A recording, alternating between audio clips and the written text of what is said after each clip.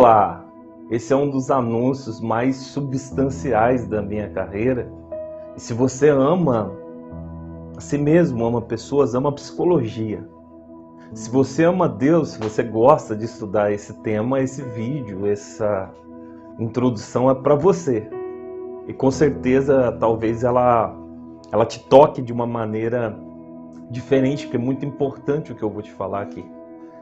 Muito mais importante do que as emoções primárias, secundárias, as emoções de fundo.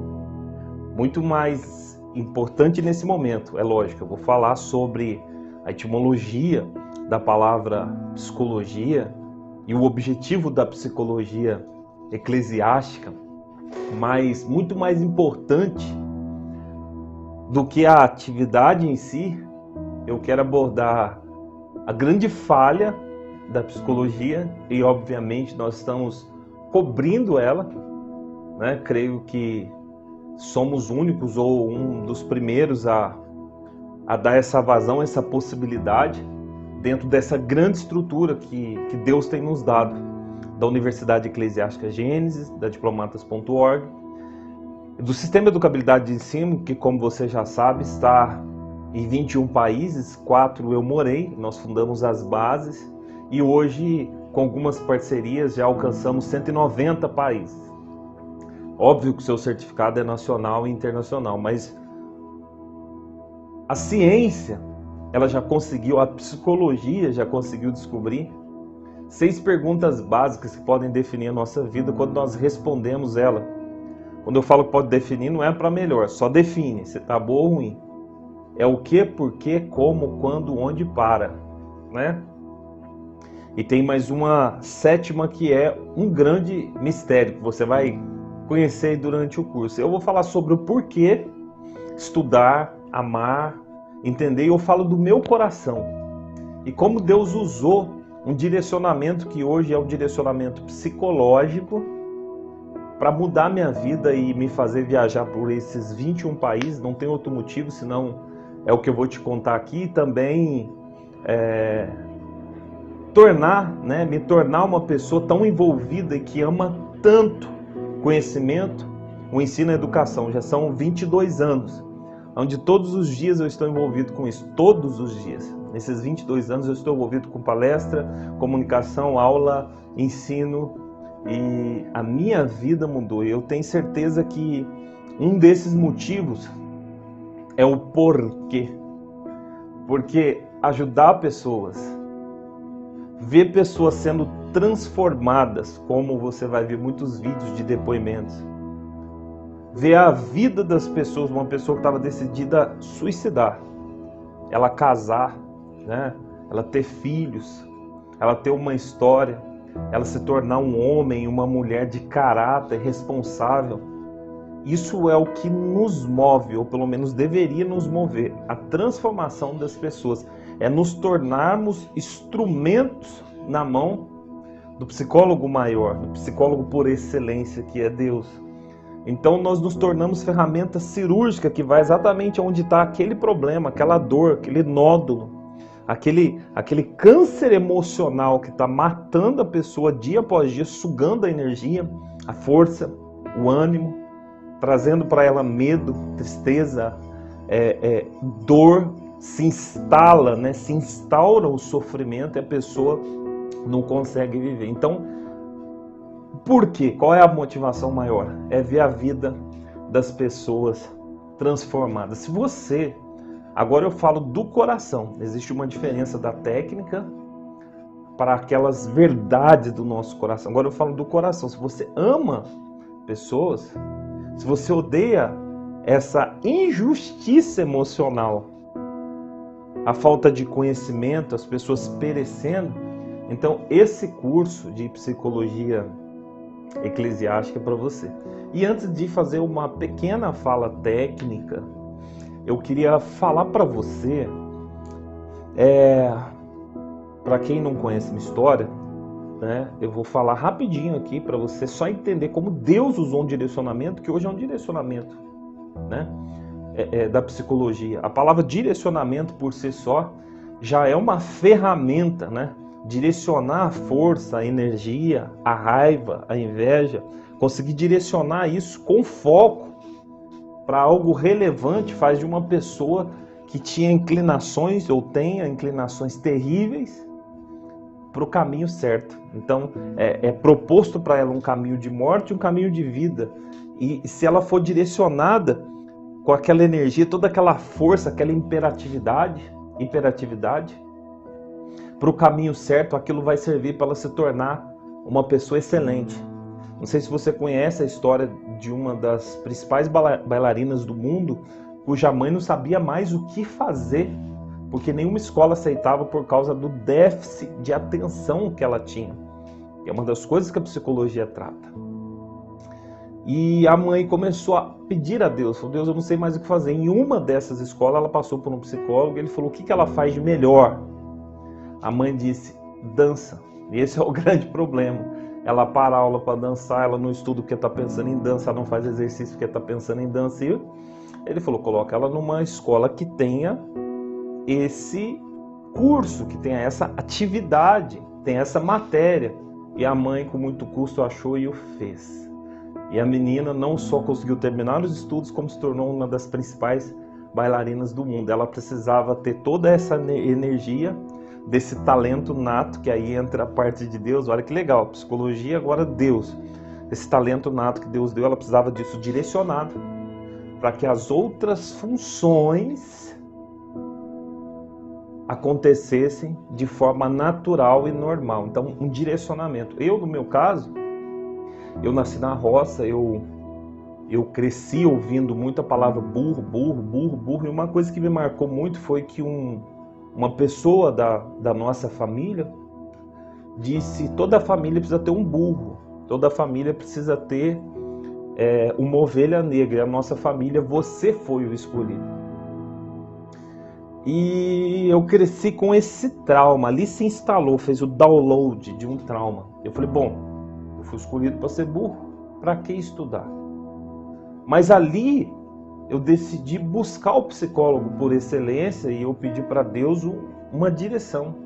E aí a forma de um cristão, né, genuíno fazer isso é orar, é jejuar. Eu fiz isso por 3 anos e a minha única palavra era sabedoria. Eu não quero a inteligência dos homens, eu não quero a inteligência intelectual apenas, eu quero sabedoria. E nesses 3 anos que eu fiz esse propósito, algo dentro de mim mudou. Eu fui sendo direcionado a estudar, ao invés de afastar por conta do trauma, né, que eu era o burro por ter déficit de atenção, dificuldade de leitura. Estudei em 9 escolas. A cidade onde eu nasci, fui um garoto um pouco problemático, né? Claro que existem outras coisas que hoje nós já analisamos, né? Nossa mãe morreu, eu era criancinha e meu pai tinha o seu perfil diferente, né? Eu morei com meu avô, busquei lavagem na escola, e isso tudo enobrece a minha história, não empobrece não, né? Porque o meu próprio pai me disse, né? Nunca se alegre só por onde você chegou, mas da onde você saiu. Então, o ponto central que o psicólogo por excelência trabalhou foi o direcionamento. Deus me direcionou a ser curioso. Isso me aproximou dos graus que eu precisava alcançar de intelectualidade. Então eu melhorei enquanto ser humano por causa do conhecimento. Então eu acabei melhorando, tendo um coeficiente intelectual muito bom, depois um coeficiente emocional, o QE muito bom, e o principal, que é a base, né, que é os 2 eixos que movem esse curso. O coeficiente, o QS, o coeficiente espiritual. Então eu cresci na graça e no conhecimento. Então, tanto a parte comportamental, o desenvolvimento humano cresceu, como a parte espiritual. E aí essa junção fez toda a diferença, me tornou uma pessoa mais sábia. Isso me deu condição de ter estrutura de suportar a neve por anos e anos a fio na Alemanha, na Rússia. Isso me deu condições de direcionar sempre a minha dor para algo que fosse mudar a vida de outras pessoas, que é a entrega, que é o sacrifício, que é não só viver por prazer. Esse é o diferencial de uma vida boa. Agora falo eu, do coração. Uma vida boa, uma vida de entrega, uma vida de sacrifício, não uma vida de prazer, uma vida de happy hours, uma vida de sextas-feiras.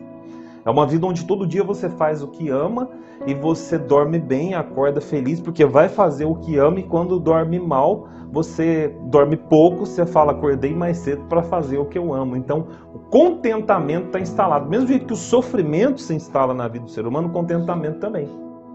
Eu estou falando numa linguagem comum para que você entenda a atuação da psicologia no direcionamento do ser humano, aonde a raiva, a tristeza, a dor, qualquer coisa, abusos que a pessoa sofreu, tanto emocionais como físicos, através deles foi um canal para instalar nesse indivíduo uma inclinação aonde ele justifica essa dor, né? Por causa dessa dor eu mato, eu roubo, eu traio, eu brigo, eu xingo, eu ofendo. Então, o que você precisa? Ser direcionado, ser capacitado. E é disso que o nosso curso de psicologia, com esse viés eclesiástico, ele se trata. Ele é diferente, sim, da psicanálise, né, que é um curso que nós temos. Que a psicanálise ela tem um início mais teórico, apesar de os teólogos, os pastores, os líderes cristãos amarem a psicanálise, e eu também dou aula de psicanálise. Esse curso da psicologia eclesiástica ele é um presente de Deus. E agora eu quero falar com você sobre a psicologia rapidinho, para que você termine de se apaixonar, né? E você possa estudar conosco esses módulos e realmente ser tocado e transbordar, e todo esse conhecimento vai sair de você, vai alcançar a vida de outras pessoas num atendimento clínico, eclesiástico, cristão na sua igreja. E é claro, com viés psicanalítico, você pode se tornar um psicoterapeuta clínico, né? Ajudando pessoas e ganhando para isso. Isso é a melhor coisa do mundo. Se você conseguir viver onde a sua vida faz diferença na vida de outras pessoas. E como o dinheiro é muito importante, você ainda ganha dinheiro para poder sobreviver. Você precisa comer, beber, vestir, sustentar seus filhos, viajar, sonhar. Você tem aí os seus sonhos, e isso é muito bom, isso é salutar. Então, se você consegue fazer isso, realmente você conseguiu viver em um degrau a mais do que os outros. Porque a vida ela é feita de níveis. Quando você termina aquele nível, aquela fase, né, igual o videogame, você passa para uma outra, que é mais difícil, mas é melhor. Né? Então, existe a vida no corpo, uma vida só de prazer. Existe uma vida só na alma, é um outro degrau. É uma vida de mimimi, de quarta camada, que você vai aprender no curso. E existe uma vida, com certeza, no nível do espírito, né? Que é a nossa tese de doutorado, que é a terceira consciência, que é um nível onde você não vive de fora para dentro, corpo, alma e espírito. Você vive de dentro para fora, espírito, alma e corpo. Isso é um fato. E aqui eu posso falar sobre a grande falha. Isso é um fato, que existe espírito, alma e corpo. E a grande falha, você vê, a psicologia ela nasce, né, no século XIX. Ela nasce no século XIX. Então você vê que ela não é tão velha assim. Precisou se passar 19 séculos para que ela existisse. A psicologia ela nasce e ela deixa a desejar em um quesito. Ela nasce e ela vai se desenvolvendo, e a psicologia nas suas várias faces vertentes, a psicologia educacional, organizacional, a psicologia forense, a psicologia esportiva, clínica, social, a jurídica, vai se desenvolvendo. Mas ninguém toca no assunto da psicologia eclesiástica, ou a psicologia da religião, ou a psicologia espiritual. Inclusive, isso é tema de muito problema no conselho de psicologia. Por quê? Porque eles acham que são coisas diferentes, separadas.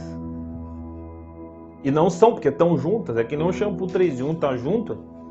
Não é o frasco do shampoo e outro condicionador, é o shampoo e condicionador juntos, usando uma alegoria. Ou seja, bem simples, ou seja, a forma que Deus fez não foi separado, foi junto. Porque o ser humano está dentro desse recipiente. Vem o espírito, depois vem a alma, vem o corpo. E se nós colocarmos a alma aqui, nós podemos dizer que a alma está no meio entre o corpo e o espírito, não é? Só que os três estão no mesmo recipiente. Deus, o Criador, diz que a palavra dele, ela divide alma e espírito, ou seja, ela trabalha nesse nível aqui. A psicologia trabalha nesse nível aqui, alma e corpo. Só que todos estão dentro da mesma esfera. Então, agora falando da parte técnica, a grande falha da psicologia é tirar o mundo espiritual. Porque o mundo espiritual, ele é antes do mundo físico. Então, pela palavra as coisas foram feitas. Pela palavra, pelo direcionamento, a gente ajuda uma pessoa. Pela palavra as coisas foram feitas. Então, existe uma ligação extrema entre a psicologia e a espiritualidade, o cristianismo, a fé. E essa é a grande falha. E nós estamos cobrindo essa grande falha, que é com a psicologia eclesiástica, conseguimos unir esse trabalho, entender a parte intelectual, ajudar as pessoas no seu coeficiente emocional, porque não basta ela ser inteligente, ela tem que aguentar a pressão, mas acima de tudo não perder a fé.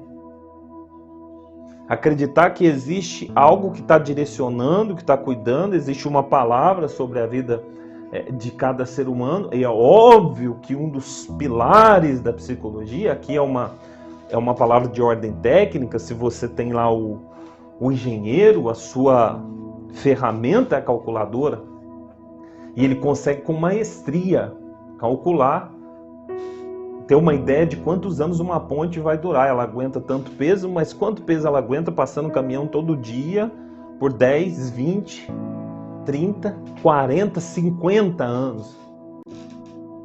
Então a ferramenta dele é a calculadora. A ferramenta do advogado são as leis. E quando a gente pensa no médico, a gente pensa num jaleco branco com um estetoscópio. Qual é a ferramenta do psicólogo? E aqui eu quero falar da parte da ferramenta da alma, né? Porque na etimologia, a palavra psicologia, logia é estudo, obviamente, psique é l'anima, né? Alma. Então, o estudo da alma, dentro desse estudo, o pilar da psicologia, a ferramenta, quando você tem que pensar no psicólogo, é o quê? É a escuta. Uma escuta estruturada, porque o ser humano ele tem uma pluralidade, uma imensurabilidade incrível, e cada ser humano é único. Então a escuta, ela tem que ser uma escuta sem viés pessoal. E como diz a psicanálise, sem ego.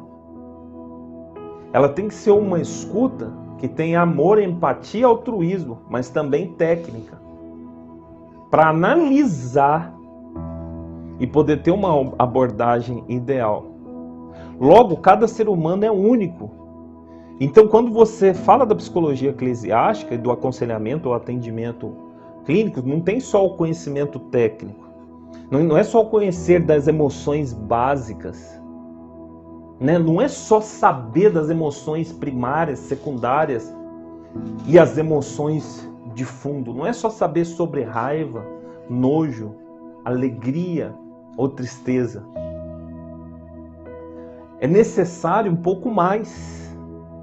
E aí entra a parte eclesiástica da coisa.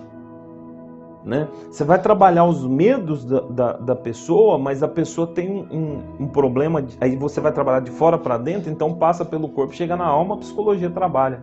Mas e quando é o contrário? É de dentro para fora, mas não é da alma para o corpo, é do espírito para o corpo e para a alma. Então existe uma divisa entre a alma e o espírito. E essa precisa de um nível onde só o coeficiente intelectual não consegue atuar. Precisa de um nível onde o coeficiente espiritual vai atuar. E qual que é esse? É Deus. É a fé, é a sabedoria. Porque a intelectualidade e a sabedoria são coisas aparentemente iguais, mas são totalmente diferentes. Porque a intelectualidade vai trabalhar com ferramenta. A sabedoria, ela é um grande mistério. Apesar dos filósofos tentarem explicar, ela é um grande mistério. Porque a sabedoria, para os filósofos, ela é adquirida com o tempo. Mas a sabedoria que nós estamos falando aqui é aquilo que aconteceu com Salomão. Ele falou assim, Deus falou, me pede o que você quiser. Ao invés dele pedir riqueza, ele pediu sabedoria. E Deus fala para ele, então eu vou te dar riqueza como nenhum homem teve e uma sabedoria que ninguém tem. E as pessoas vinham de longe para ouvir o que aquele homem tinha para falar. E quando saía da boca dele, eram rios de água viva, de modo que ele falava, existe uma fonte da onde está saindo isso. E aqui, quando nós falamos da psicologia eclesiástica, não estamos falando só de religião. Essa fonte não é a religião, essa fonte da eclésia que a gente fala igreja. A gente está falando dessa fonte, a espiritualidade. Nós estamos falando da árvore, né, com a sua raiz conectada na terra, onde ela achou o lençol freático. Essa é a fonte, esse lençol freático, essa água, é a palavra, é a fé, é a crença. E é isso que vai fazer a diferença na nossa vida. É nós ouvirmos uma voz que ultrapassa montanhas, que ultrapassa mares, que ultrapassa nuvens e diz para você, nessa luta você não vai ter que lutar, eu vou te ajudar, eu vou te direcionar, eu vou secar as suas lágrimas. Então toda luta que você pegar, quando a batalha ela é espiritual, você pega com a sua mão, que você não pode vencer. Agora quando é física, é obrigação sua se dedicar, lutar.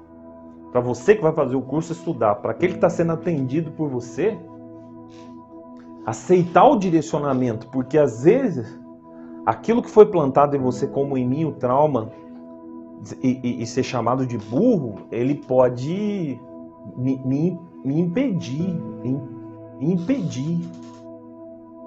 Mas quando há um direcionamento, isso vai me impelir. É diferente.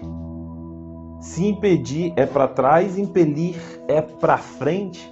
E hoje nós já temos 5 livros lançados, enciclopédias escritas como essa. Nós temos curso de coach, curso de teologia, bacharel, mestrado. As pessoas podem defender a sua tese de doutorado, lançar o livro conosco. Nós temos os cursos de capelania, juiz de paz, diplomacia civil humanitária. Nós temos os cursos de psicanálise, marketing digital, neurolinguística, entre outros mais. Por quê? Houve um direcionamento do trauma, houve um direcionamento da dor. E ao invés dela estar lá e trazer sofrimento, ela trouxe alegria.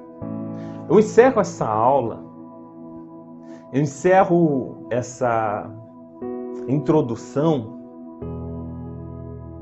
dizendo para você que estudar, né, a psicologia, que trabalha com a análise, as sensações, as emoções, os sentimentos, o comportamento, a percepção e outras coisas mais do comportamento humano, é um privilégio, porque é estudar uma fatia desse grande bolo que Deus criou, né? É poder pegar com a mão, chegar perto desse grande oceano, que é o mundo espiritual, com essas ondas de grandes desafios no dia a dia, na vida emocional, é conseguir pegar essa água com as mãos e ela escorrer das suas mãos e você perceber que é um rio palpável, que dá para administrar, que a raiva faz parte da vida, que a dor faz parte da vida, que o sacrifício faz parte da vida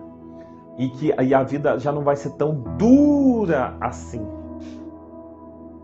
Então, o objetivo maior de você estudar psicologia, os seus atributos, é se aproximar de Deus, se aproximar de si mesmo, transbordar e conseguir viver bem com o outro cheio de traumas. É admirar os traumas, entre aspas, é olhar e falar, tem um problema aí, mas tem cura aí também. Dá para melhorar isso aí também. Esse desespero, essa insônia, esse nervosismo, essa afronta, esse sentimento de vitimismo, esse coitadismo, essa procrastinação, tudo que começa não termina, tudo que começa demora para fazer, essa falta de atitude, esse monte de conhecimento parado, esse quebra-cabeça que você está sentindo que você percebe na vida do outro, você está sentindo que tem na sua vida, tudo fora do lugar. Essas coisas. Eu costumo dizer, só para que você entenda e eu finalize esse vídeo, eu costumo dizer que Deus nos torna mestre dos nossos desertos.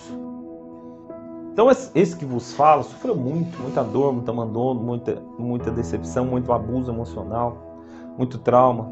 Já passei pela crise de ansiedade, pelo pânico, pela depressão, pela síndrome de burnout, já fiz tratamento terapêutico, psicoterapêutico, psiquiátrico. Muita confusão mental, crise existencial em alguns momentos dessa vida. E isso foi me tornando cada vez melhor, cada vez mais apaixonado por esse mundo.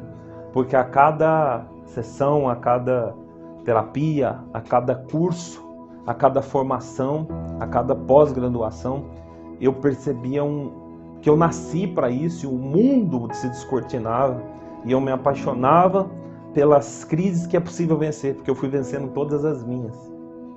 A crise, por exemplo, que me levou à depressão foi a morte do meu pai. Como que lida com a morte? A minha volta para o Brasil, depois de morar anos fora do meu recomeço, e um dos motivos da minha volta foi estar com meu pai, que depois acabou morrendo, e isso também é um grande mistério, porque eu não sabia que isso ia acontecer, e voltei para estar com ele. Meu irmão foi morar com ele, porque morávamos fora, ambos. Isso foi curando a minha alma. A decisão de não questioná-lo, independente se ele estava certo ou errado, me aproximou, me fez viver melhor com ele. Então eu fui crescendo à medida que as crises se instalavam. Então, após a morte dele, tive a crise de ansiedade, aquele desespero, a fobia de lugar público. Isso foi sendo melhorado, porque eu sou um comunicador, eu sou um palestrante, eu estou sempre no meio das pessoas, eu gosto de servir. Como que eu vou viver longe? E eu fui sendo melhorado, eu vi que é possível você direcionar, e como diz um grande estudioso, doutor aqui do Brasil, é possível fechar essas janelas, killers que ele chama, assassinas. É possível duvidar, determinar e criticar alguns pensamentos que vêm na sua mente, ora de você, que você é seu maior inimigo. Diga-se de passagem, é um grande desafio você olhar no espelho e perceber que a sua vida o resultado da sua vida é o que você fez, mas que é possível mudar. Há pensamentos que são seus, da sua alma, são questionamentos, pensamentos conflitantes. Há outros que são espirituais. Você tem que perceber quando algo está na sua mente assim, eu não sou nada, eu não consigo nada, eu não vou fazer, eu não vou conseguir. E você fala, opa, eu vou sim. Aí você percebe que aquele pensamento não é seu. Parece que tem um outro vivendo dentro de você. Claro que tem um outro eu que te sabota. E existe uma sugestão no mundo espiritual, que é o inimigo da nossa alma, tentando convencer a você. Ele fala na primeira pessoa. Eu não consigo, eu não posso. Convencer você que você não pode. E quando você abraça essa ideia, é como você entrar no aplicativo, clicar e fazer o download, instalar, e você fala, realmente eu não posso. E você começa a viver com as impossibilidades.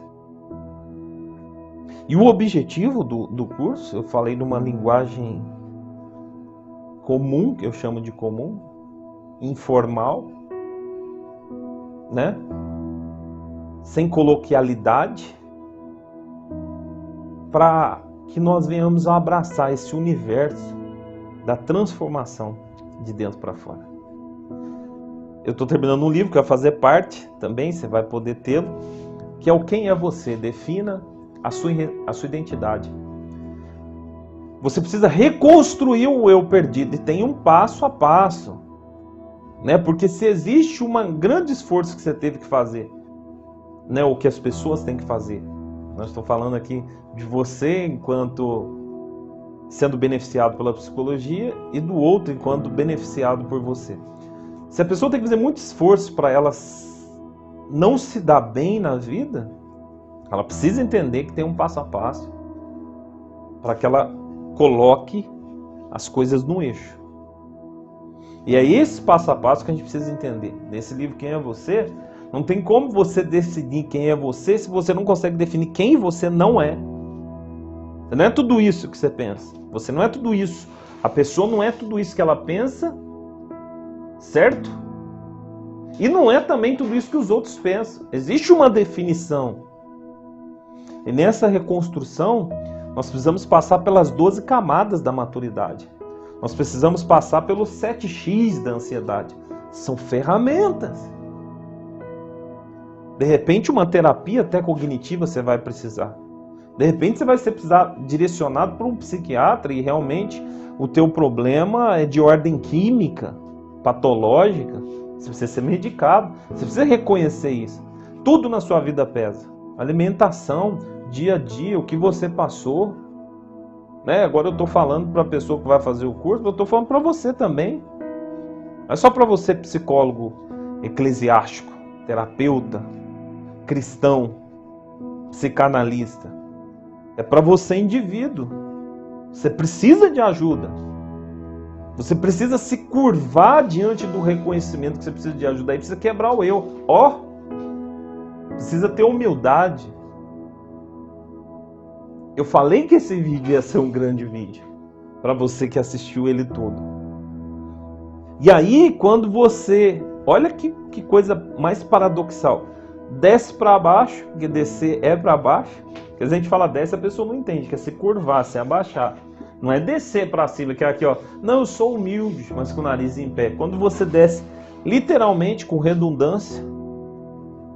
Quando você desce para baixo, você cresce para cima. Porque tem gente que cresce para baixo.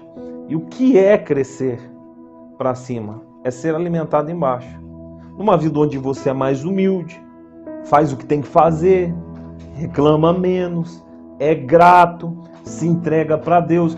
Isso é descer para baixo, não descer com o nariz em pé, e crescer para cima, não crescer no orgulho. Crescer no orgulho é crescer para baixo. Crescer na sabedoria e na humildade é crescer para cima. Então, é uma via de mão dupla, mas não é assim, ó. É assim, ó. Todos os dias você reconhece que você não é absolutamente nada. E isso te possibilita pedir mais perdão, possibilita viver melhor com a pessoa do seu lado, ver a fraqueza do outro, mapear. Opa, apareceu inveja aqui, opa, apareceu raiva aqui, opa, apareceu tristeza, opa, um sentimento que o outro se lasque. E aí a sua vida vai melhorando dia após dia. De glória em glória, de vitória em vitória, e você vai fazer a diferença. Muito obrigado. Eu espero que essa aula tenha te motivado a estar conosco em todas as partes técnicas. Você vai ver depoimentos, você vai ver também na nossa página, e provavelmente o pessoal vai colocar toda a grade, né? E o que você vai aprender em cada módulo, juntamente comigo. E eu tenho certeza que você vai ser um líder, mas também um ser humano, dependente qual é o seu grau de intelectualidade, formação, qual o tamanho da sua igreja ou da sua empresa. Um ser humano que não vai passar por essa terra e quando morrer alguém vai olhar e falar, ainda bem que você foi o ser humano que vai deixar duas coisas. Isso é muito forte. Eu quero finalizar esse vídeo falando que você seja um ser humano que vai deixar duas coisas: saudade e legado. Legado e saudade. Legado porque você vai deixar ferramentas, transformações, vidas melhores.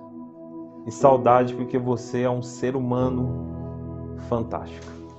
Que Deus te abençoe. E até a próxima aula.